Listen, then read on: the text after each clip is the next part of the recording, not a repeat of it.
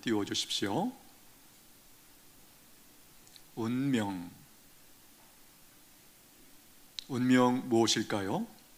운명이란 한번 띄워주십시오. 같이 읽겠습니다. 시작. 앞으로의 전망이나 생사에 관한 처지가 반드시 그렇게 될 수밖에 없이 이미 정해져 있는 것. 앞에 보십시오. 전망이라는 말, 존속과 멸망이라는 뜻이고요. 생사, 삶과 죽음, 살고 죽는 것. 앞으로의 전망이나 생사에 관한 처지가 반드시 그렇게 될 수밖에 없도록 이미 정해져 있는 것, 이것을 가리켜서 우리가 흔히 운명이다, 그렇게 얘기를 합니다. 보시는 것처럼 운명이라는 말 속에 바꿀 수 없다라고 하는 의미가 들어가 있지 않습니까? 얼마나 많은 사람들이 만든 운명의 굴레에 묶여서 평생을 노예처럼 살고 있는지 모르겠습니다. 그래서 평생을 어둠 가운데 포기하고 절망 가운데 살고 있더라는 것이에요. 오늘 우리 가운데는 이렇게 운명의 굴레에 묶여서 꼼짝도 못하고 그렇게 살고 계신 분이 혹시 안 계실까요? 또 꼼짝도 못하고 살고 있는 그런 영역은 없을까요? 바라기는 오늘 함께 말씀을 나누면서 내게 있는, 여전히 내게 있는, 그래서 내게 영향을 주고 있는 그런 운명의 굴곡을 깨뜨리시고 그 운명의 굴레에서 벗어나는 사건이 일어나게 되기를 축복합니다. 오늘 본문은 사람들이 다 무시하고 존재감이 거의 없는 한 사람의 운명이 바뀌는 사건을 우리에게 보도해주고 있습니다. 35절 보십시오. 여리고에 가까이 가셨을 때에 한 맹인이 길가에 앉아 구걸하다가, 여리고 어디입니까? 갈릴리에서 예루살렘으로 올라가는 중에 경유해야만 하는 그런 도시죠. 그 여리고에 예수님께서 가까이 가셨을 때에 한 맹인이 길가에 앉아 구걸하다가, 여기 끝에 있는 이 표현, 길가에 앉아 구걸하다가, 이 묘사 속에 이 맹인의 삶이 어떠했을까가 거의 다 보이지 않습니까? 맹인은 자기의 삶을, 자기의 인생을 어떻게 느끼면서 하루하루 살아갔을까요?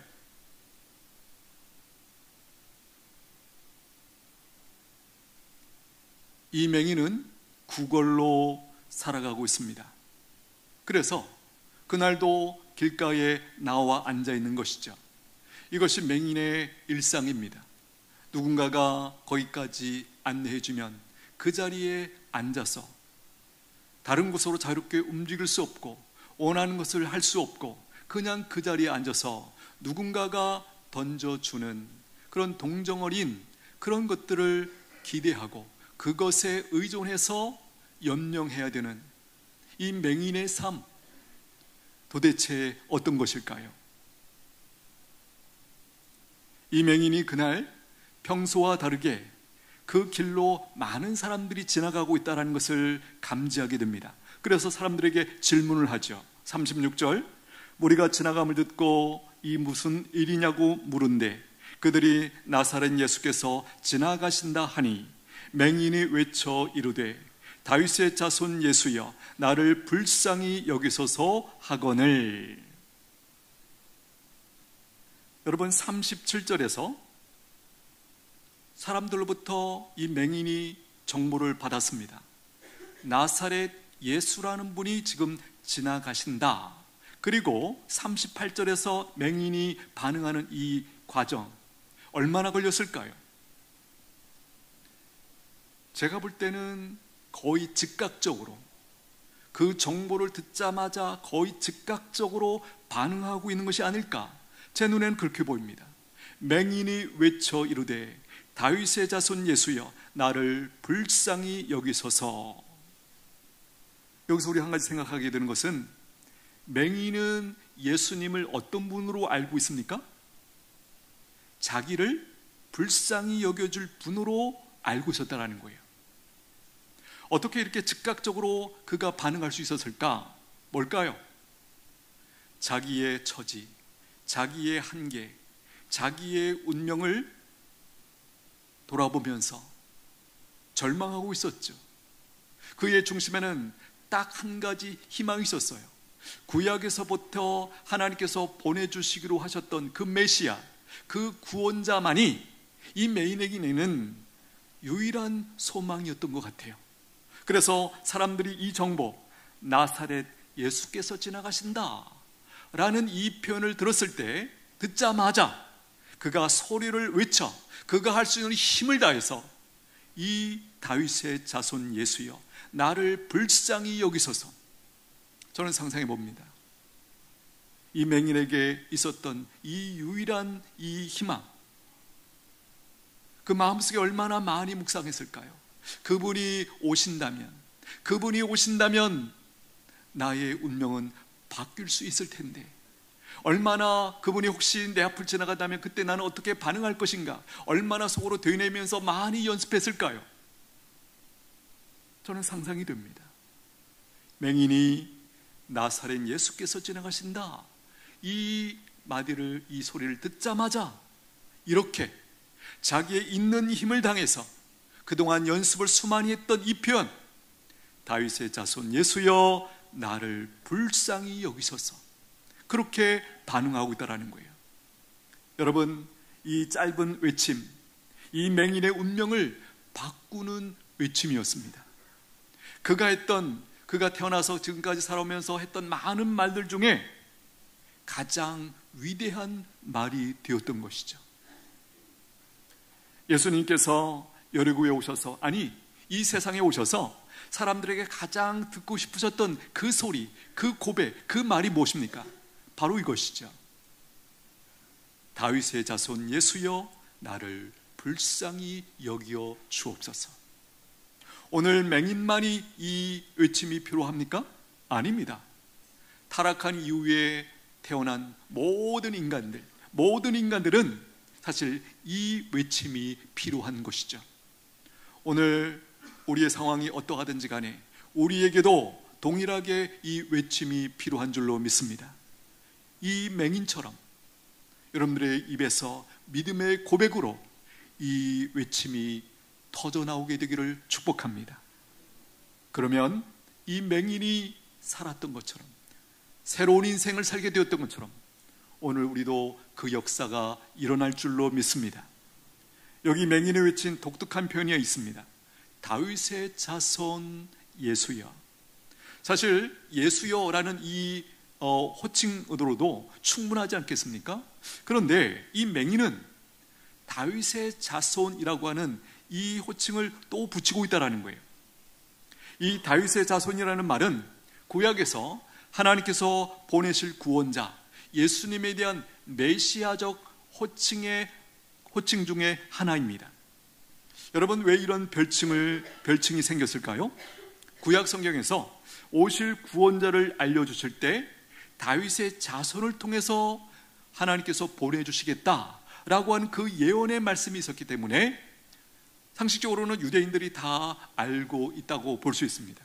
그런데 특별히 오늘 이 맹인이 이 사실을 더 고이 간직하고 있었던 것이죠.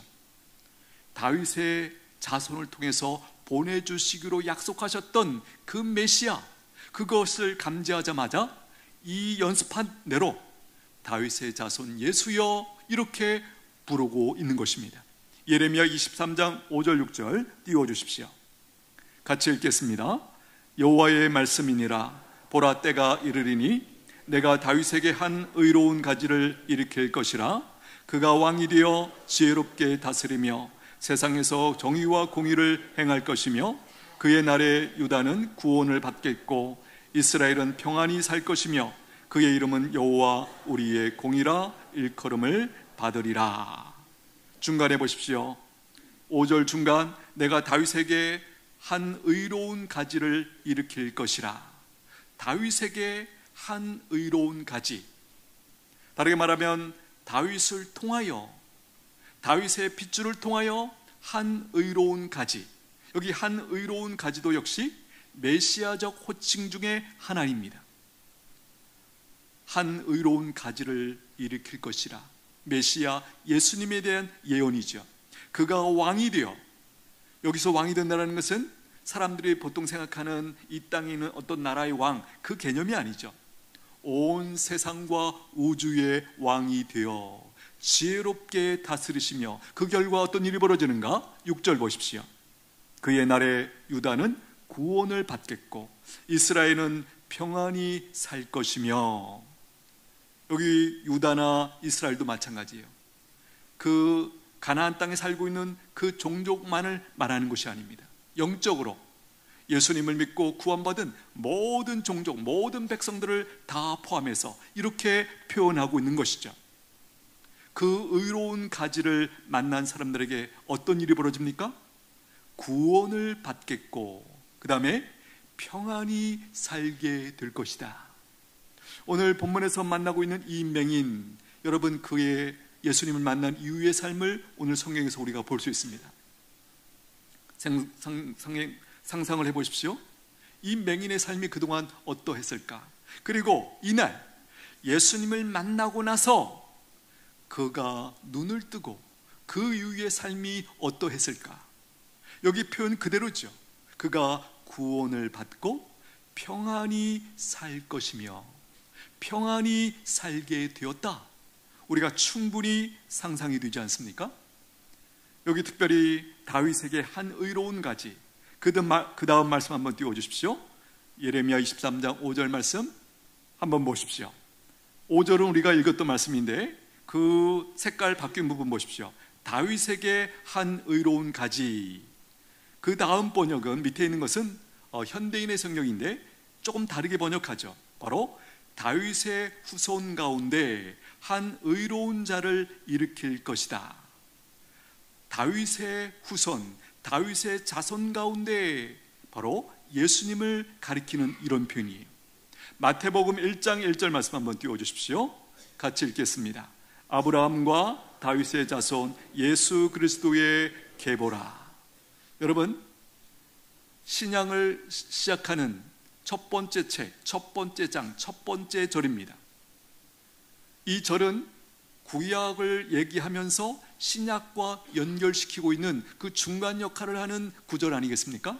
구약을 이렇게 요약합니다.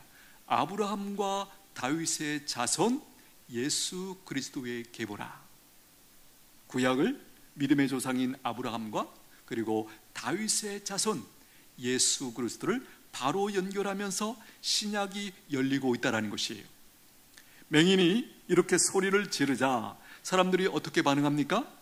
맹인을 꾸짖어 조용히 하라고 압박을 가합니다. 39절 보십시오. 앞서가는 자들이 그를 꾸짖어 잠잠하라 하되 그가 더욱 크게 소리질러 다윗의 자손이여 나를 불쌍히 여기소서 하는지라. 여러분 보십시오. 앞서가는 자들이 그를 꾸짖어. 맹인은요, 사람들의 압박, 맹인의 입장에서 보면 무엇입니까? 큰 장애물이죠. 지금 오랫동안 마음속에 품고 그분이 오시기를 기다렸는데 드디어 그분이 내 앞을 지나가는데 이 절호의 기회를 놓칠 수 없어서 그가 할 수 있는 힘을 다해서 외쳤는데 갑자기 장애물이 나타났습니다. 압박을 합니다. 그런데 이 맹인은 이 장애물 때문에 포기하지 않습니다. 그가 더욱 크게 소리질러. 여러분, 주변에 보면 예수님을 만나려고 하다가 작은 장애물을 만나서 넘어지는 사람들을 종종 보게 됩니다. 이제 교회에 처음 나오고 이제 예수님이 누구신가 관심을 가지고 이렇게 살피고 있는 중에 장애물이 있다면 많은 경우 누굴까요? 사실은 사람들이죠. 사람들의 어떤 반응 혹은 시선, 어떤 기대하지 않았던 어떤 그 모습을 보면서 실족하고 그 사람들이 장애물이 되어서 예수님을 알아가는 일을 포기하고 교회를 떠나는 그런 분들이 종종 보인다는 것이에요. 참 안타깝죠.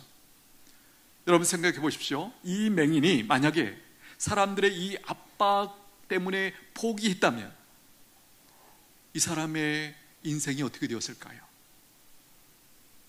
어떻게 되었을까요?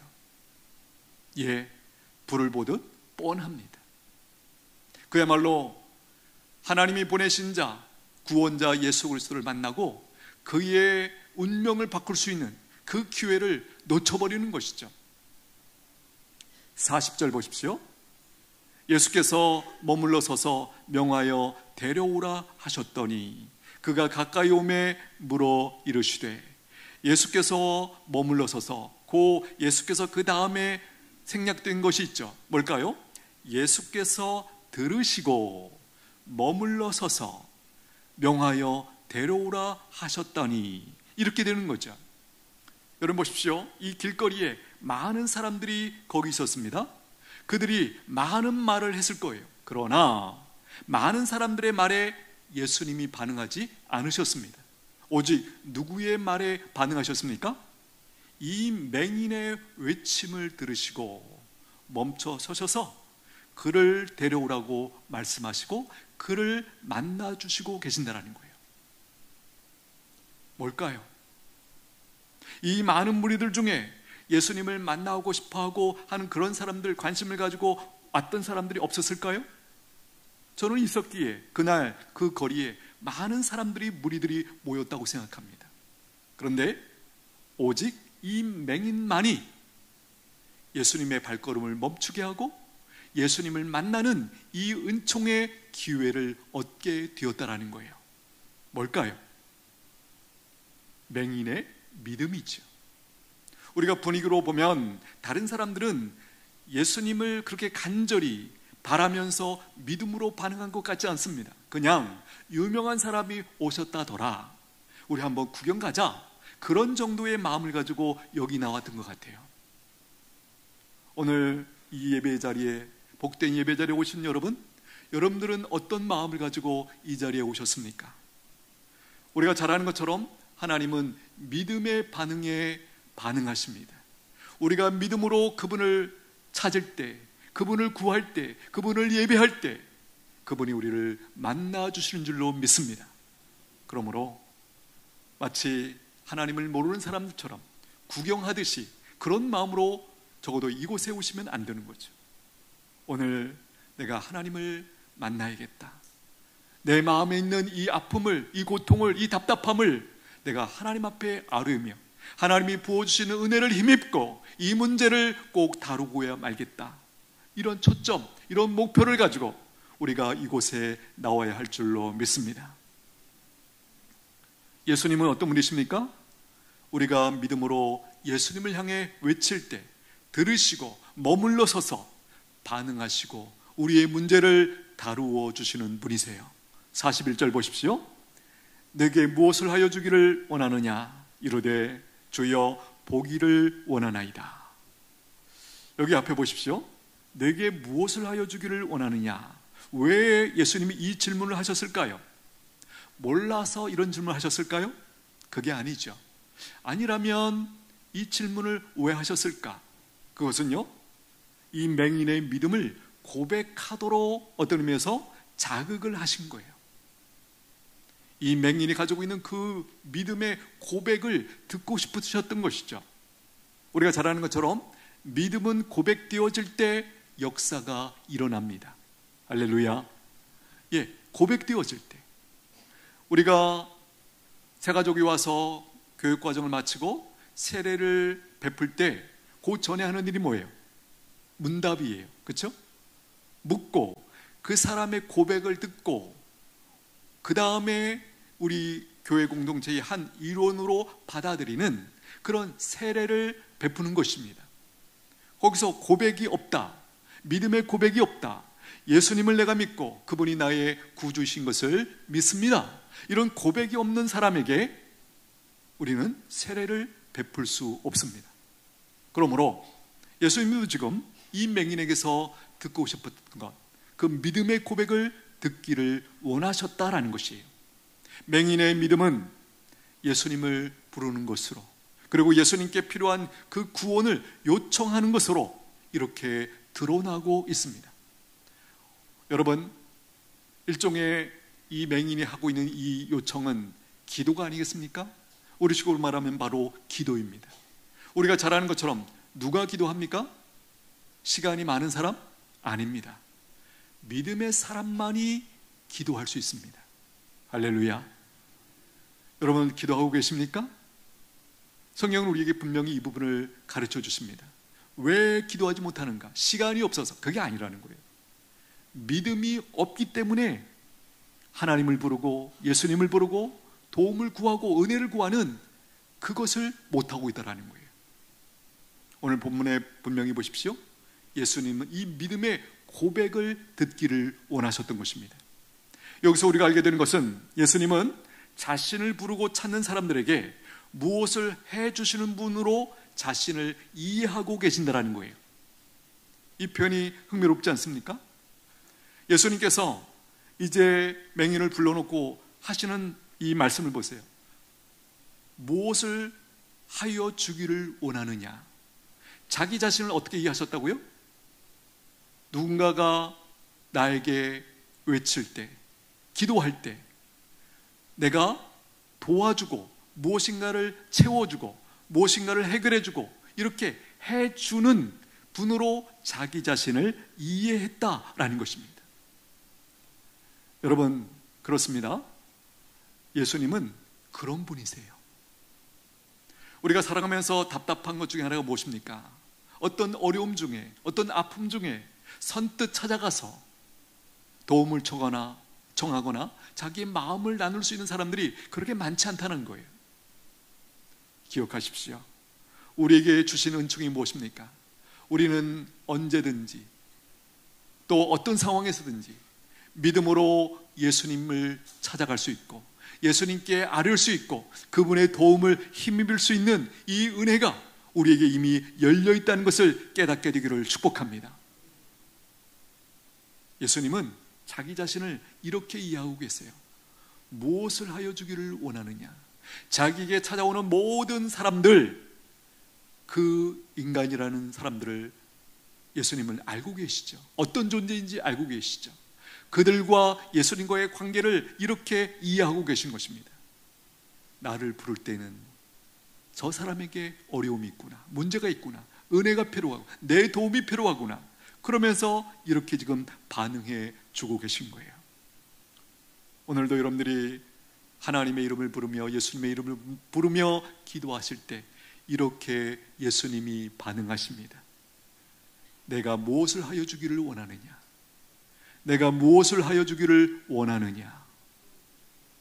예수님은요, 자신을 구경하러 온 사람들에게는 반응하지 않으셨어요.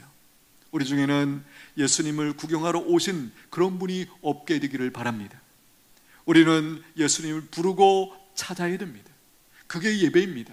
하나님의 얼굴을 구하는 것, 하나님의 은혜를 구하는 것, 그게 바로 예배예요. 그때 예수님은 반드시 들으시고 반응하시고 만나주시고 해결해 주시는 분이세요. 할렐루야. 무엇을 하여 주기를 원하느냐라는 이 질문에 맹인은 짧게 대답합니다. 보기를 원합니다. 42절 보십시오. 예수께서 그에게 이르시되 보라. 여기서 끝난 거죠. 보기를 원합니다. 예수님의 반응을 보십시오. 보라.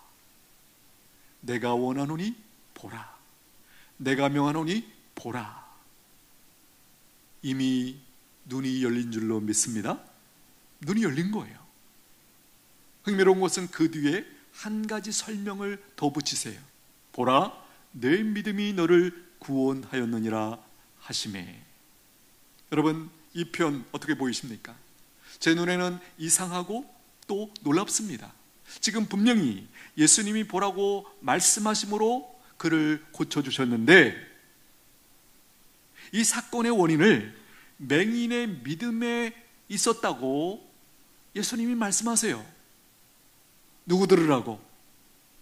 1차적으로 맹인이 듣겠고 이 장면을 지금 주목해서 보고 있는 그 주변 사람들에게 지금 들으라고 이 말씀을 하고 계신 것입니다. 여러분, 왜 이렇게 말씀하셨을까요? 예수님이 분명히 고쳐주셨는데 원인을 맹인에게 있는 믿음에 있었다고 왜 이 말씀을 왜 하셨을까? 한번 생각해 보십시오. 저도 이 부분에서 오랫동안 머물면서 묵상하면서 저는 두 가지로 정리가 되었습니다. 하나는 나에 대해 믿음 있는 사람들에게는 이런 일이 일어난다 라고 하는 사실을 가르쳐 주고 싶으셨던 것이죠. 예수님에 대한 믿음이 있는 사람, 그리고 예수님을 부르고 예수님 앞에 도움을 청하는 이 믿음 있는 사람들에게는 얼마든지 누구에게든지 이런 일이 일어난다 라고 하는 사실을 지금 선포하고 있는 것이에요. 또 하나는 너는 다른 사람들에게 없는 귀한 믿음이 있는 사람이야. 그 믿음은 너의 운명을 바꿀 수 있는 힘을 가지고 있어. 너의 그 귀한 믿음 때문에 너에게 이런 복이 임한 거야. 이렇게 말씀해 주고 있는 것이에요. 어떤 의미일까요? 가난하고 늘 사람들에게 치이고 무시당하고 받는 것에 익숙한, 구걸하는 그 마음에 늘 갈등이 있는 이 불쌍한 이 사람에게 지금 그의 자존감을 세워주시는 모습이라고 보입니다. 이런 얘기죠. 내가 가진 믿음은 그들이 가진 모든 것보다 더 귀한 거야. 이 사실을 가르쳐주고 있는 것이에요. 여러분, 제가 방금 했던 이 표현이 동의가 되십니까? 내가 가진 그 믿음은 너 주변에 있는 소위 평범한 정상적인 모든 사람들이 가지고 있는 그 모든 것보다 더 귀하해. 이 사실이 깨달아지게 되기를 축복합니다. 여러분 생각해 보십시오. 그 주변에 있는 많은 무리들은 나름대로 우리식으로 말하면 그냥 평균적인 삶을 살고 있는 사람들이에요. 자기가 원하는 거 다 할 수 있고 보고 느끼고 움직이고 그냥 일도 하고 등등 할 수 있는, 사람으로 살 수 있는 모든 일들을 거의 자연스럽게 하고 있는 그런 사람들이죠. 그런데 보십시오. 앞에서도 확인했지만 지금 이 상황 속에서 그 사람들은 예수님을 찾지 않습니다. 단지 구경하러 온 거예요. 말로만 듣던 그 유명한 그분이 도대체 어떻게 생겼을까? 와서 무슨 말씀을 하실까? 이 정도의 기대를 가지고 지금 예수님 앞에 나왔어요. 그런데 이 맹인은요, 그야말로 목숨 걸고 이 한 번의 기회를 놓치지 않기 위해서 자기에게 있는 믿음을 그야말로 폭발시키고 있는 그런 장면 아니겠습니까? 그래서 결국 어떻게 되었습니까? 그의 운명이 바뀌는 사건이 일어났어요. 여러분들 별로 안 놀라는 이유를 알아요. 그래서 눈을 떴어. 그럼 뭐 그 옆에 있는 다른 사람들 수준 정도 된 건데 그게 뭐 대단한 거야? 물론 그렇게 생각할 수 있습니다. 그러나 오늘 성경이 우리에게 가르쳐 주는 것은 그 정도의 복을 받았다, 거기에 그치지 않아요. 그의 이 한계, 이 그야말로 운명이라고 여겼던 눈이 안 보이는 이 문제 때문에 그의 마음속에 계속해서 누구를 기다렸어요? 구원자. 하나님께서 장차 보내실 그 메시아, 그 그리스도, 그 구원자에 대해서 이 맹인만큼은 적어도 기다리고 있었고 사모하고 있었고 믿음으로 그분을 만났을 때 반응하고 있다라는 거예요. 표면적으로는 눈을 떴습니다. 그야말로 이제는 다른 사람들처럼 살 수 있는 기회가 열린 것이죠. 여기에 그치지 않고 그는 바로 구원자 예수 그리스도를 믿음으로 말미암아 이제는 영원한 생명에 연결되는 사건이 그에게 일어났다라는 것이에요. 이게 바로 궁극적인 구원의 사건이죠. 여러분 보십시오.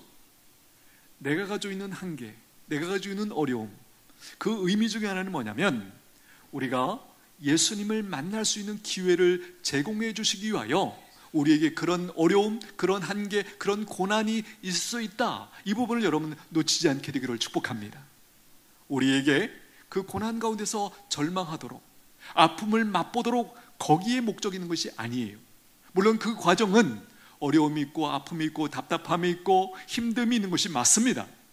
그러나 하나님의 선한 계획은 뭐냐면 그것 때문에 너의 구원자 예수 그리스도를 찾고 그분의 은혜를 힘입고 그 문제에서 해결될 뿐만 아니라 하나님이 원하시는 그 복된 자리까지 네가 이르기를 원한다. 여기까지가 하나님의 선한 계획인 줄로 믿습니다. 다시 한번 이 표현 보십시오. 내가 가진 믿음은 그들이 가진 모든 것보다 더 귀한 거야. 여러분, 믿음은 천하보다 귀한 것이다. 성경의 가르침이에요. 이 말씀이 믿어지게 되기를 축복합니다. 믿음이 그렇게 중요한가? 예, 중요합니다. 우리가 잘 아는 것처럼 순교자들이 뭘 지키기 위해서 하나밖에 없는 목숨을 던졌습니까? 바로 이 믿음. 예수님을 믿는 이 믿음 지키기 위해서 그들이 하나밖에 없는 그 목숨을 기꺼이 던졌다라는 거예요. 사도 바울은 자기 하나밖에 없는 목숨을 예수 그리스도를 증거하기 위하여 던졌죠. 사도 바울이 바보입니까? 아니죠. 당대의 가장 똑똑한 사람이에요. 많이 배웠고 학자고. 그 사람이 왜 예수님을 위해서, 복음을 위해서 자기의 평생을 드렸을까요? 그의 중심에 믿음이 있었기 때문이에요. 오늘 저와 여러분, 우리는 무엇을 위해서 열심을 내고 있습니까? 무엇 때문에 기뻐하고 있습니까? 이미 우리에게 주신 이 귀한 믿음을 여러분들이 새롭게 발견하시고 감사하시고 누리실 수 있게 되기를 축복합니다. 믿음을 통하여, 믿음만 있으면 그분께 나아갈 수 있고, 그분께 외치고, 그분이 주시는 은혜를 힘입고 우리의 삶을 얼마든지 다르게 살아갈 수 있다. 우리를 묶고 있는 사람들이 말하는 그 운명의 굴레에 묶여 있지 않고 얼마든지 벗어나서 하나님이 기뻐하시는 그 복된 삶으로 우리가 나아갈 수 있다는 것이에요. 이 맹인에게 일어난 구원이 무엇입니까? 복에 든 것, 맹인됨에서 벗어나게 해준 것, 맹인이라는 이 굴레를 깨뜨려 주신 것이죠. 43절 보십시오. 곧 보게 되어 하나님께 영광을 돌리며 예수를 따르니 백성이 다 이를 보고 하나님을 찬양하니라. 중간에 예수를 따르니, 이게 무슨 뜻이죠? 단순히 예수님 뒤를 그날 따라갔다, 그 얘기하는 게 아니죠. 예수님의 가르침에 순종하면서 그 이후의 삶을 그가 살아갔다, 그 의미입니다. 그렇습니다. 믿음은 여기까지 가야 우리가 스스로 자타가 확인할 수 있는 기회를 얻어요. 여러분, 예수님을 따르고 계십니까? 따르고 계십니까? 글쎄요, 중요한 것은 교회에서 따르는 모습 확인하려고 하는 것은 조금 우리가 잘못된 선택이 아닐까 싶습니다. 삶의 현장에서 확인하셔야 돼요. 내가 예수님을 따르는 자로 살고 있는가? 예수님의 말씀을 기준 삼고 내 가정을 섬기고 직장을 섬기고 사람들과의 관계 속에서 삶의 현장에서 그렇게 살고 있는가? 그렇게 확인하셔야 돼요. 나는 지금 교회 나오고 있다, 그것 가지고 확인하려고 하는 건 조금 약한 것 같습니다. 여러분, 오늘 맹인 본인에게 예수님을 만나서 눈을 뜨게 된 이 사건, 도대체 어떤 것일까요? 지금까지 그의 인생을 송두리째 운명의 굴레에 묶어놓고 너는 그렇게 살 수밖에 없는 인간이야, 어쩔 수 없어, 그냥 받아들여, 이렇게 모든 사회적인 압박을 받고 살아왔던 이 맹인에게 그 굴레를 완전히 걷어주시고 자유한 인간으로 만들어 주셨습니다. 그야말로 사람답게 살 수 있는 길을 열어주셨어요. 새로운 삶, 새로운 인생을 선물해 주셨습니다. 할렐루야. 분명한 것은 예수님을 만나면 누구든지 이 은혜가 있는 줄로 믿습니다. 오늘 맹인에게만 허락된 은혜가 아니라는 거죠. 오늘 이 시대 누구든지 믿음으로 예수님을 찾고 하나님 앞에 나오는 모든 사람들에게 이 은혜가 동일하게 주어졌다라는 것이에요. 여러분, 이 맹인의 가족들의 입장을 한번 생각해 보십시오. 맹인의 가족들, 이 사건을 어떻게 느꼈을까요? 어떻게 경험했을까요? 맹인의 부모님, 형제들, 우리식으로 표현하면 부모님의 입속에서 이런 고백이 나오지 않았을까요? 지금 당장 죽어도 여한이 없습니다. 내 사랑하는 아들 눈을 보지 못해서 그렇게 비참하게 살았는데 우리 예수님 때문에 오늘 이렇게 눈을 뜨고 건강하게 정상적인 삶을 살 수 있다니, 오늘 당장 죽어도 저는 충분합니다. 그런 고백하지 않았을까요? 가족들의 가장 큰 부담, 아니 가장 큰 소원이 오늘 여기서 일어난 것이에요. 여기서 우리가 놓치지 말아야 할 것이 있습니다. 누가 이렇게 한 사람의 운명을 바꾸어 주셨습니까? 예수 그리스도. 예수 그리스도, 그분이 바꾸어 주셨어요. 오늘 본문에서 만나는 예수님은 어떤 분이십니까? 사람들이 다 무시하는 맹인을 귀하게 여기시고 기꺼이 만나주시고 맹인의 요청을 기쁘게 들어주시고 그 가장 큰 문제를 해결해 주신 그분이 바로 예수 그리스도이십니다. 그렇습니다. 예수님은 자신을 부르고 찾는 믿는 사람들의 소원을, 간청을 기꺼이 들어주시는 분이세요. 우리가 앞에서 분위기를 살핀 것처럼 어쩌면 그 자기 맹인이 자기의 필요를 얘기하기 전에 벌써 예수님은 도와주고 싶으셔서 다 만발의 준비를 하고 계시는 그런 모습이세요. 우리가 믿음으로 반응하기만 하면, 그분의 이름을 부르기만 하면 그분은 그렇게 우리에게 찾아오시고 우리의 문제를 다루어 주십니다. 할렐루야. 말씀을 정리합니다. 서두에서 그런 표현했는데요, 운명이라는 것. 여러분, 정말 운명이라는 것이 있습니까? 없습니까? 여러분들 어떻게 생각하세요? 운명이라는 것이 있습니까? 없습니까? 저의 대답은 이렇습니다. 예수님 밖에서는 운명이 있습니다. 그러나 예수님 안에서는 운명이 없습니다. 예수님 밖에 있는 사람들에게는 운명, 사람들이 나름대로 정리해놓은 그 운명이라는 개념이 통해요. 왜? 그들은 다 거기에 묶여있기 때문이에요. 그러나 예수님 안에 있는 사람들은 어떻습니까? 운명이라는 단어가 해당이 안 돼요. 어울리지 않아요. 왜요? 바깥에 있는 사람들이 운명이라는 말하는 것들이 예수 그리스도 안에 들어오기만 하면 힘을 못 써요. 운명이라는 그 개념을 그가 자기를 지킬 수 없어요. 운명이 아닌 것이 되는 것이죠. 여러분, 나는 예수님 밖에 있는 사람일까요? 안에 있는 사람일까요? 저는 믿습니다. 적어도 이 자리에 계신 모든 분들 예수님 안에 있는 분들인 줄로 믿습니다. 그러므로 여러분들의 입에서 어쩔 수 없어, 나는 안 돼, 이런 말이 들어오면 안 돼요. 이런 말이 나오면 안 돼. 이건 믿음의 말이 아니에요.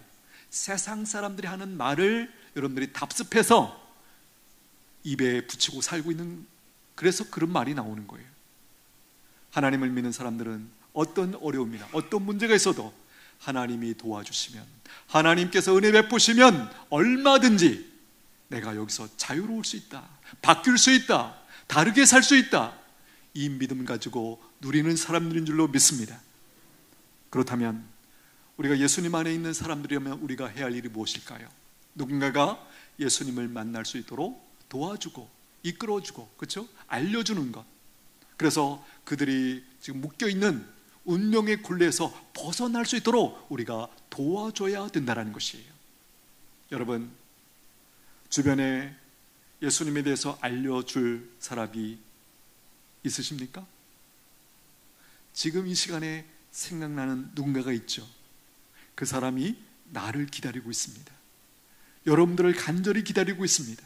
믿으시게 되기를 축복합니다. 그들에게도 예수님이 필요합니다. 나에게도 그렇게 예수님이 필요했던 것처럼 그들에게도 예수님이 필요합니다. 믿으십니까? 믿으십니까? 기도하겠습니다. 함께 기도하겠습니다. 하나님은 나의 운명을 바꾸어 주시기를 원하십니다. 우리 부모님의 운명을, 우리 자녀들의 운명을, 형제들의 운명을, 우리 지인들의 운명을 바꾸어 주시기를 원하십니다.